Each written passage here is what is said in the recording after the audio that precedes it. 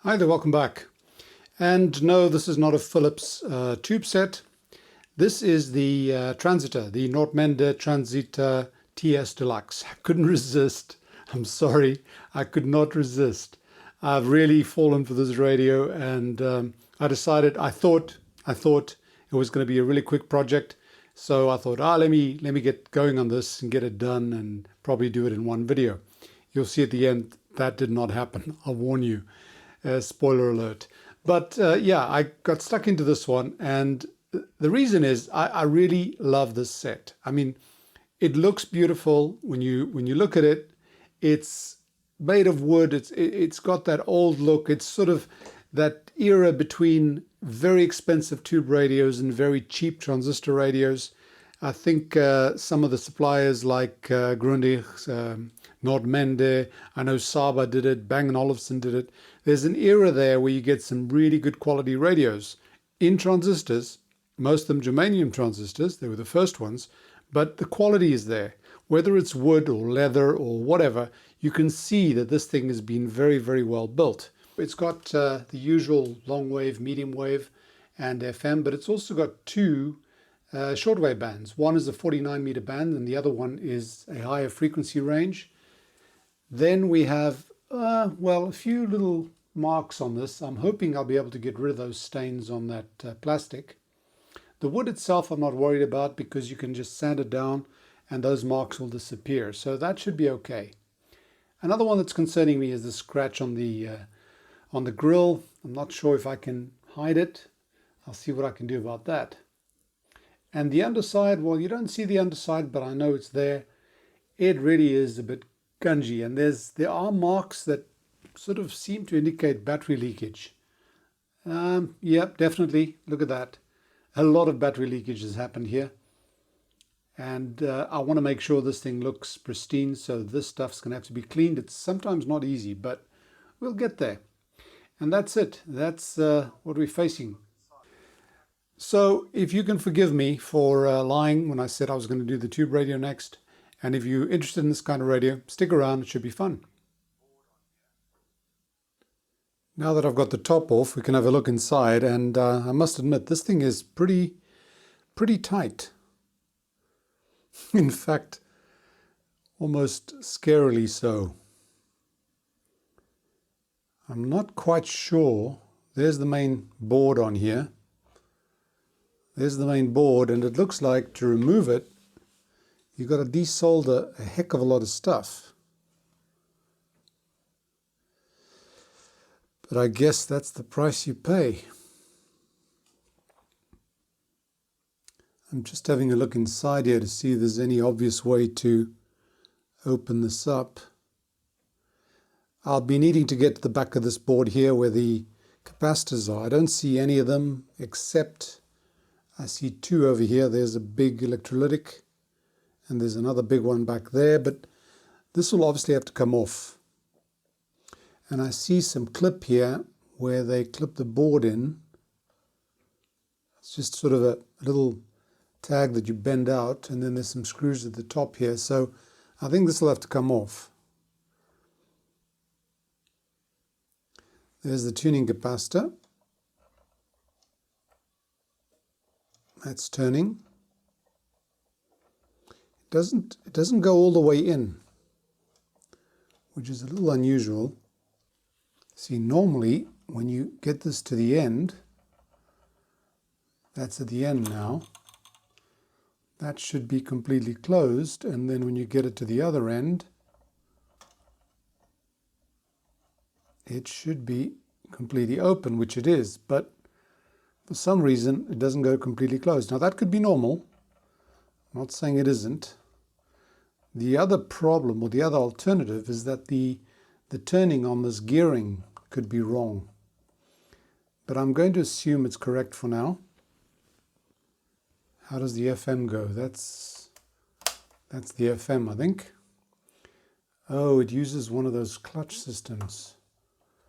Okay, that's at the end. Oops, it's not turning anymore. It doesn't come any further. So it's slipping.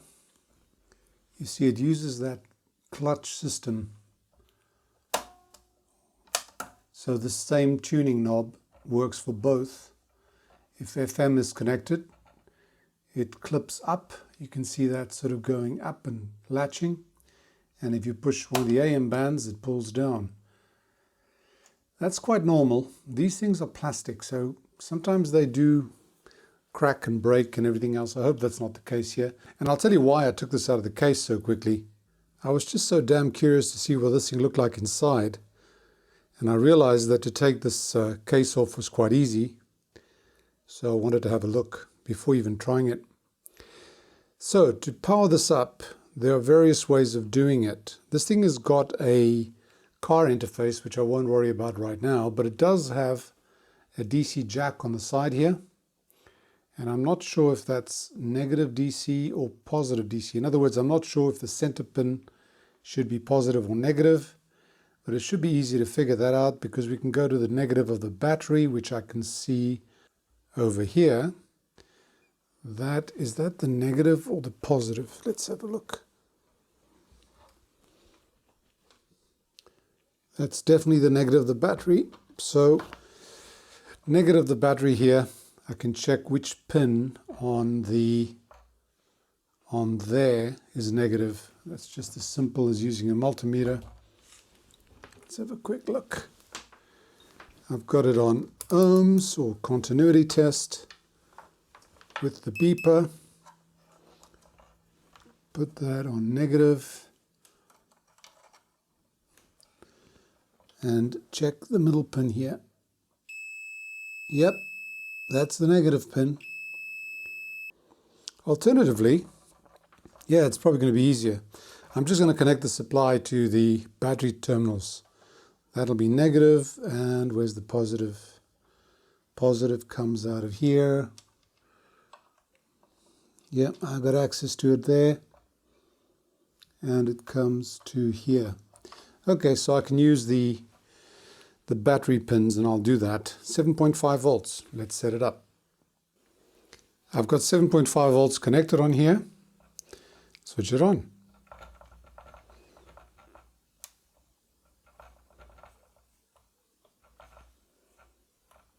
Absolutely nothing.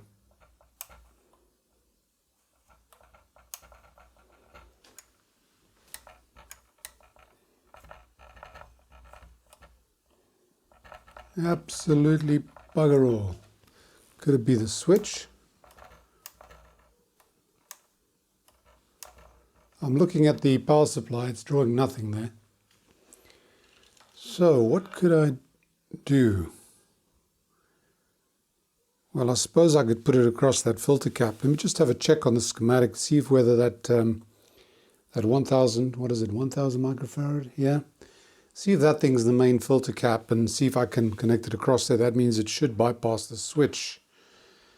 Let me have a look. Yes, that capacitor there, that big one over there is actually straight at the input after the switch. So we should be able to get some power when we switch it on. Let's try again. Here we go.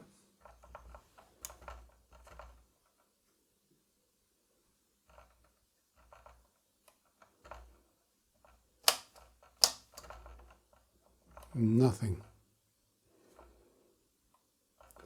But now it's drawing current. It's actually drawing 40 milliamps, 50 milliamps, and it's going to protection because I've got a 50 milliamp limit on there. So 7.5 volts, it's drawing current, and I'm hearing absolutely nothing. Okay, so we've got a problem with the switch, and we've got no sound. I think one of the easiest ways to get in to look at the back of this is going to be by removing the speaker. I see 4 screws on here, so I'm going to try to remove them, see what I can see at the back. Hopefully there's no nuts at the back, and if they drop into the radio, I'll have a problem finding them, but I'm going to give it a shot.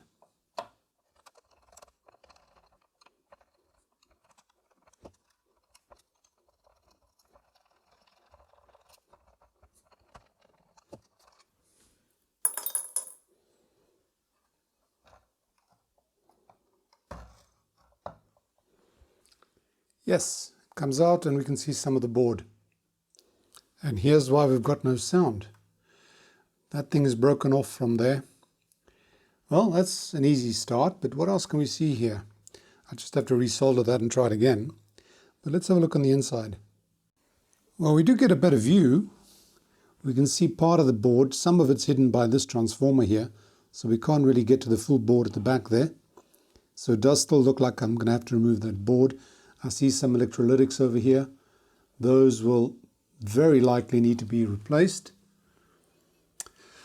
So yeah, okay, let me solder this on and we'll try it again. Okay, take two.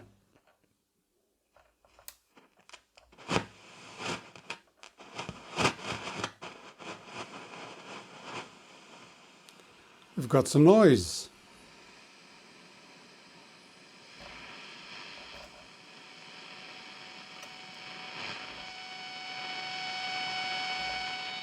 Ooh.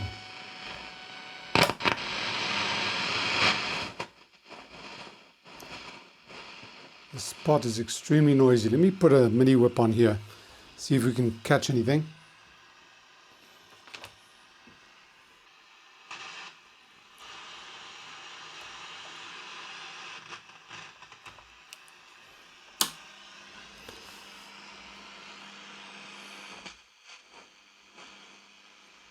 Okay, I've got a mini whip on just onto the rod there. This is short wave, this is long wave. Let's see if we get anything here.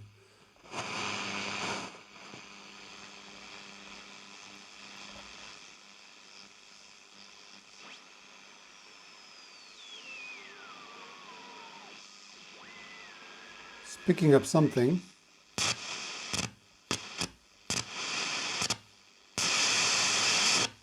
Looks like something is shorting on the capacitor there.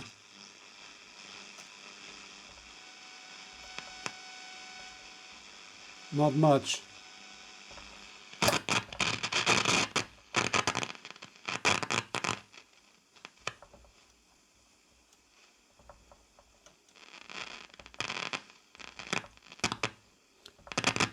That noise sounds like shorter plates on the capacitor. This is shortwave 49 meters, I think.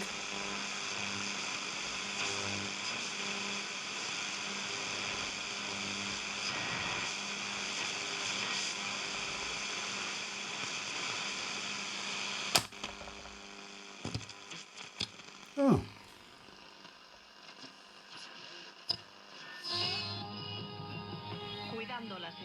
Bloody hell, that's pretty good. That's shortwave, higher frequencies.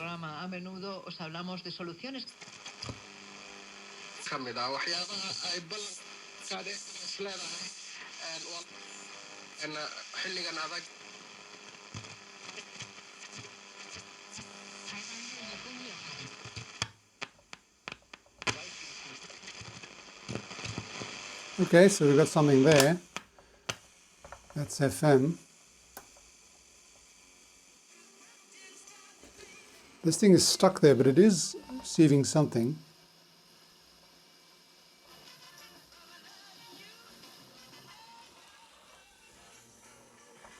Put the FM antenna on instead of the mini whip. There we go. Why?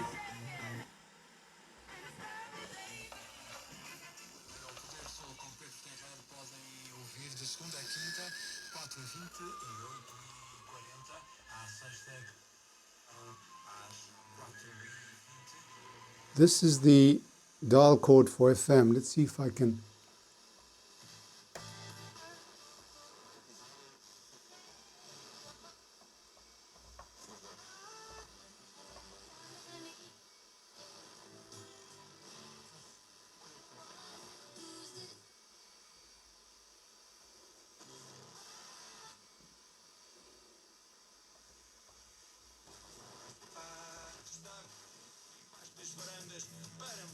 Yeah.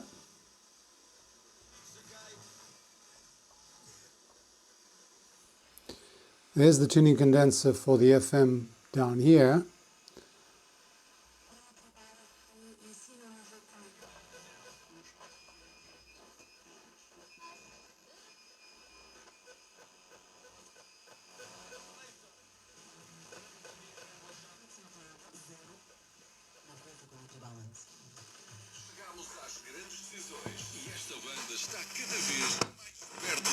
This thing is loud. And this thing's got a few nice tricks up its sleeve in terms of controls. I found that out when I read the schematic. This thing has got, this is battery test, I believe. If you push that down, here's the tone control. But the tone control goes up and down as well. I don't get it.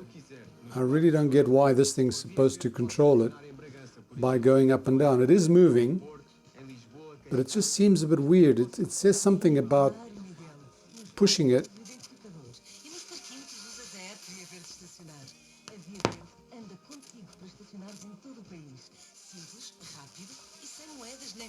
This is really strange. There's an AFC button here.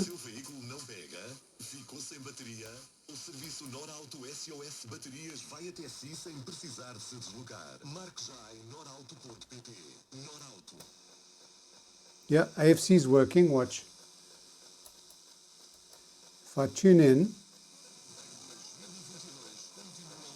well, sort of, push the AFC, it refines the tuning. Obviously it's not switching off because it's bypassing the switch. Okay, so let me put this off before I do any damage.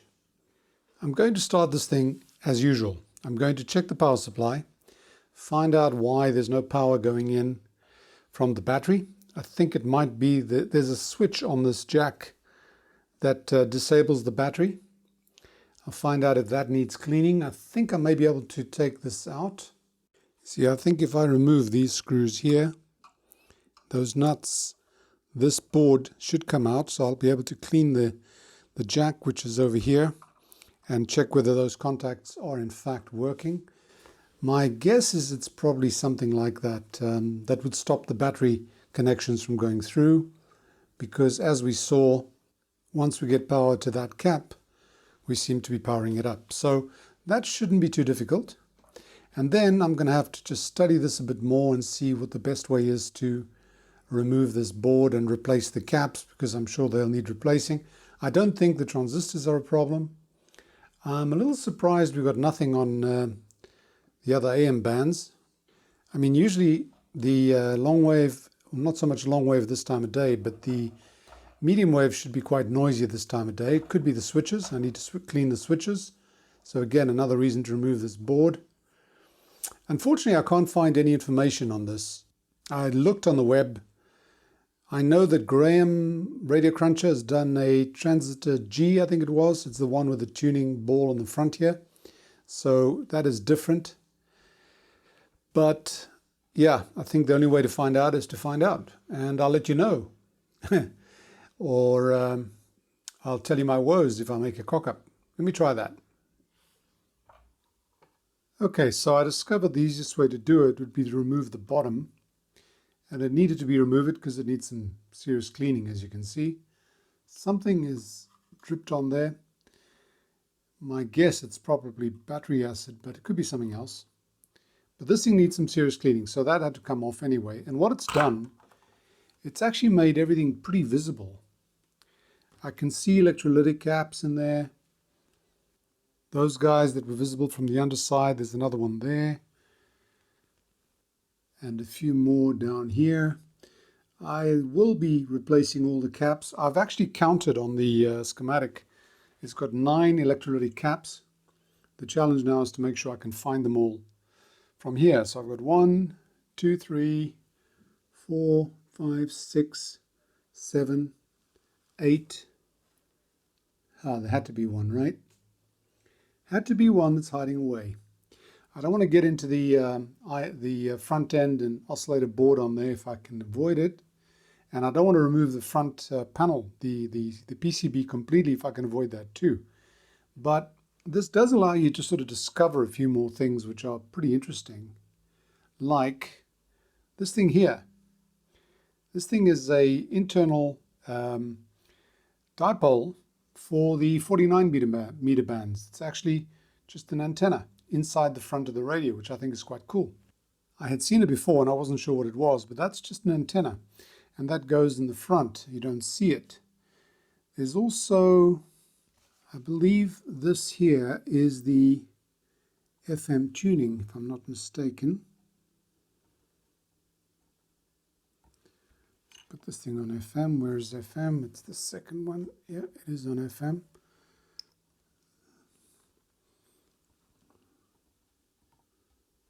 It's not moving at all, but I don't know what that's supposed to do. That could be just a preset, an adjustment for the FM.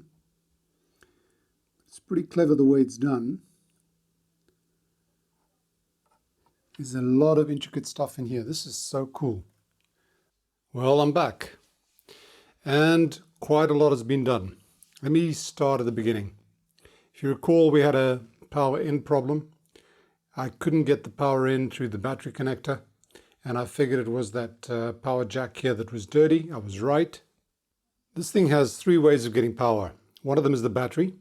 One of them is this power jack, input jack, 7.5 volts.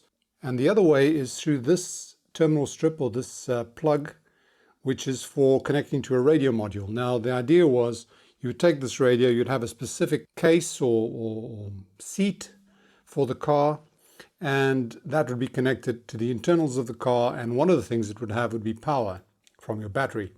So there was actually a 6-volt option and a 12-volt option, if I'm not mistaken. When you push this down into that into the socket of the car unit, it would push this in, and that means that this switch here would activate. Hang on. I don't want to put any pressure anywhere. So that switch there would activate, and that would switch in a lot of stuff, like the power source, where the power would come from, the speaker output. This would then go to the car speaker system, and so on and so forth, and the antenna as well. So I found that this, first of all, I found that this thing was all jammed up, so I had to clean that properly, and all I did was, some contact cleaner that I use, sprayed it in there, and then backwards and forwards it more times than I care to mention, and that got cleaned up. So then I could follow the power line from here all the way through to that capacitor that I showed you, the main filter capacitor on the input, which is that guy over there, which I've changed. I'll talk about that in a second. The second option was the battery, and the battery would then also go to a switch on here, which is actually quite easily visible on the schematic. Okay, so that got sorted out just again by cleaning it properly. And then I had power coming in. Now, what I wanted to do here is I wanted to recap this thing, all the electrolytics. And I was loath to remove that board from the other side. So I figured, since I got access to this and I'd removed the bottom, which gave me access to the bottom section, everything becomes a lot more visible. I thought I could probably get away with it. I could probably find all the capacitors and do them. And I found some of them quite easily. That one there obviously was quite easy. There are two down here, which is a different story. You cannot see them, but because I wrapped it in heat shrink, but there's a big one there, another 1000 microfarad in there, which I managed to do by pushing it in through the side. And of course you've got access to the back where you can desolder and clean the solder connections. That's not a problem. So I got that one done. Then I went and looked through the schematic, and I followed all the others around, and some of them were pretty easy. There are 3 over there. See that 1, 2, and 3. Those were quite easy. There's another one there, the 4.7 microfarad over there. Again, not a problem. And then down here, those 2 there, that is for the FM discriminator. So they had a 2 microfarad capacitor. I put 2 1 microfarads in parallel. That gives me 2 microfarads. I could have tried a 2.2, but I wanted to leave it exact. So that's what I did. And then I started looking for another one, which I couldn't find anywhere, but it ended up being that little red guy there. And I took out the one leg and I measured it. This is just in the audio path, the original audio path. In other words, the low-level audio. Measured it, checked it out. It was in perfect condition, so I left it. That's just a 1 microfarad, low voltage, so that shouldn't be a problem. So that meant that the capacitors were done. Oh, there's one more thing. I did find one resistor that was off, and that is that resistor in there. That goes between the input voltage, the input supply. It goes then to the second supply level, which feeds that big capacitor there as well. It was supposed to be 220 ohms. It was measuring 270 or something like that. So I replaced that. That's just they asked for a quarter watt resistor. I put a 600 milliwatt. So that's fine. So all this was done, and I felt that I had all the stuff that I could do here before actually, you know, testing it and checking out the mechanics on this thing, because there are mechanical problems with the tuning, as I've mentioned. But I wanted to get that done. And then, of course, because I had the bottom off, which was really, really in bad shape, and there were signs of leakage, battery leakage, definitely some batteries that leaked in here. Fortunately, it's at the bottom, so it leaked down. It didn't leak up into the components at all, which was a relief. So that section at the bottom, I had it all out, and I decided I needed to restore it before putting it back, which is what I did. And I went a little bit overboard, I must admit. This thing was a total mess.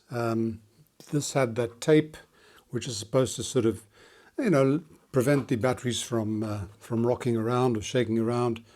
I replaced all that. That tape was all rotten. I scrubbed this millimeter by millimeter. There was a lot of stuff on here. It's now looking fantastically. I took those labels out, those stickers out, and put them back. Everything was cleaned up meticulously. I don't think I've ever done a chassis cleaning like I've done this one. There are probably still a few signs of wear, but even at the bottom, there's a lot of wear and tear. I cleaned all that. I used soap and a brush and toothbrush and toothpicks and you name it. I used it, including some wet and dry sandpaper on some of these parts over here. So I've got this thing down perfect, I think. I had to remove a capacitor here. There's a trimmer cap over here, which is for the antenna tuning. You have access to it through the bottom. There's a little plug that you pull out and you can trim the antenna. So I had to remove that before I washed this whole thing. I then just put those tops back on and melted them again. The little lugs that you melt. See, there's one that hasn't been melted. Well, these were melted. I put them back, put some more heat on, and I think that's fine.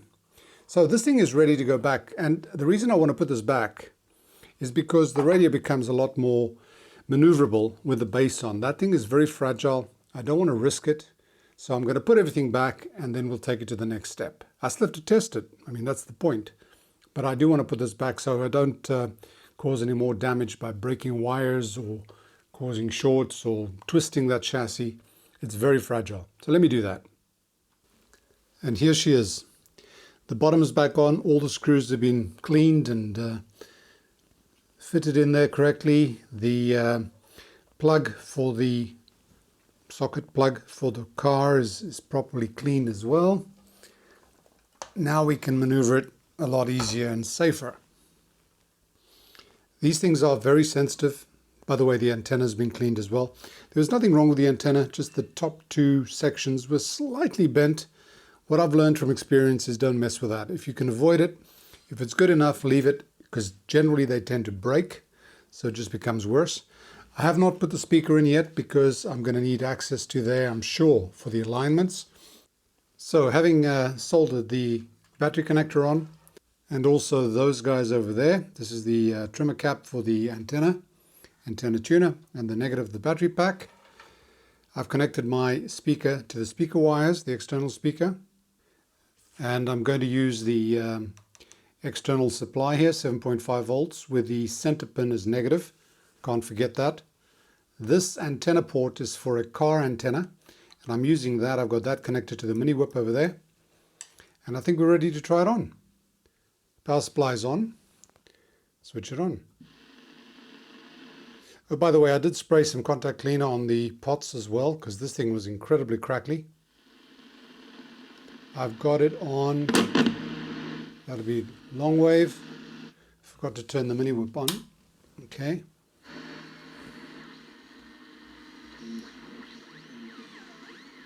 There's still something wrong here. And of course, when that gets to the end, we've got the same problem. So there's definitely something wrong with this tuning cap. Medium wave. Switches still need a bit of cleaning.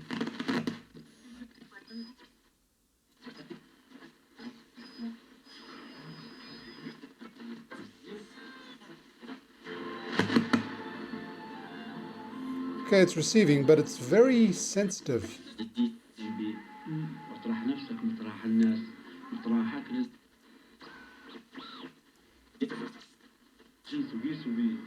Okay, that is 49 meters.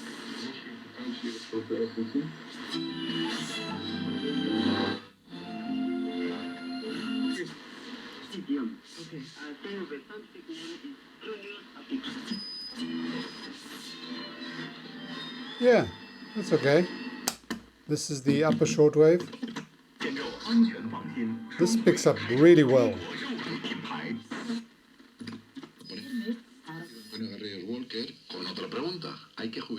Brilliant. What is the FM like?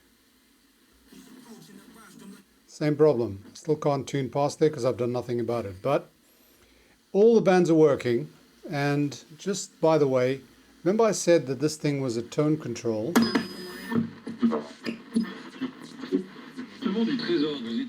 This is a tone control. But you can push it down and pull it up. Remember I said you push it down? That thing was just loose there. I had to support it. This is a switch. This is sort of speech and music sort of thing. More bass. Yeah, that definitely gives you more bass when you push that down. So that's working. The knobs have been cleaned. So I've got some mechanics to do. I need to look at this tuning mechanism and everywhere that the dial cord goes and find out what it is that's wrong with this thing, because somewhere it's not allowing it to turn. When I force it, when I pull it, I can actually tune and get that thing coming across. So the tuning capacitor is not stuck, which is what I thought it was at first. It's something to do with the dial cord and the stringing that's been done here.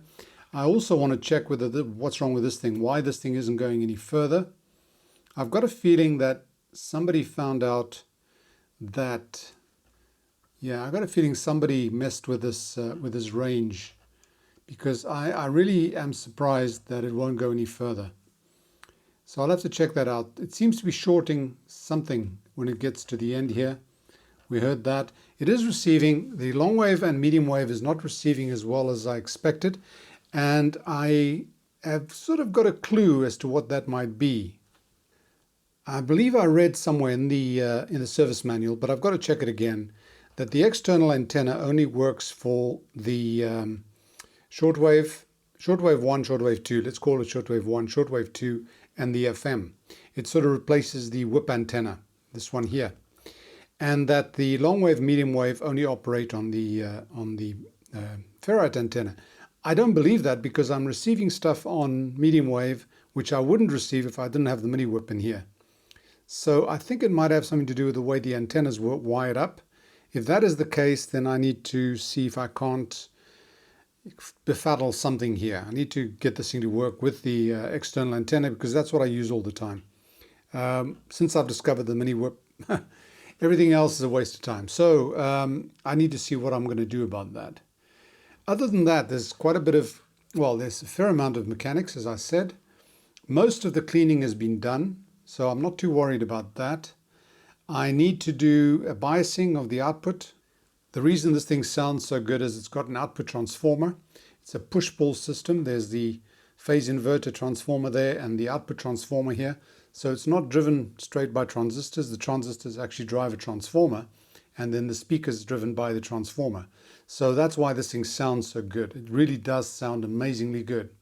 So I need to make sure that the bias on those transistors is correct. There's an easy way of doing it in the service manual. And I need to check some of the alignment on this. I've got a feeling that something went wrong with this trimming capacitor, and I think somebody might have fiddled with the alignment, both the IF and the RF. Fortunately, there's a little trick on here, and the service manual is quite helpful there. You can't really see it from here, but if you look at its side on, there are certain markings on this glass. And these markings, there's a legend in the service manual that tells you what they stand for. And the purpose of that is so that you can align this radio when it's out of the case. If you recall on the previous project I did, I had a problem trying to align the Satellite 6001 outside of the case. This one does away with that because they actually give you little markings on there. It's almost invisible to the naked eye looking straight on, but if you look sideways, you can see it. There's an arrow, there's a cross, there's a star, and each one of those means something so that you can place the pointers in different locations and you can do the alignment that way. That is something that I want to do on this. The instructions are very complete. I'm just going to give you a quick look. This is the schematic the way it is now that I've done the replacement of those capacitors and the one resistor. So nothing much has changed here. There's not that much coloring going on, but it does give an indication of what it is that that has been done. It's kind of deceptive when you imagine how many hours of work that takes, but that's the fun of the hobby. Obviously, my goal to do this in one video has gone straight out the window. I'm going to take a break now. I'm going to look into the mechanics, the mechanical problem. I'm confident that we'll get there. I'll tell you what happens when I come back. Hopefully it'll be with some good news. I want to do the biasing. I want to then obviously start with the cabinet, which I want to restore as well as is possible, because I really, really love this set and I think it looks fantastic and it deserves it. Not that a lot of others don't, but this one I'm particularly fond of. So I'm going to take a break and thank you all for your company. Hope you've enjoyed this. If you have, click like, share, subscribe and all that jazz. And if you want to support the channel directly, you can do so on Patreon. Links are at the end of the video and in the description below. And by the way, just regarding Patreon, thanks to them, I've just 10 minutes ago won another auction on a Grundig portable, one of those sort of luxury sets as well. I won't tell you any more. I'll show you when I get it. But I'm sort of falling in love with these little guys. I really think they did a great job of that era. So once again, thanks for watching. Bye for now and stay safe.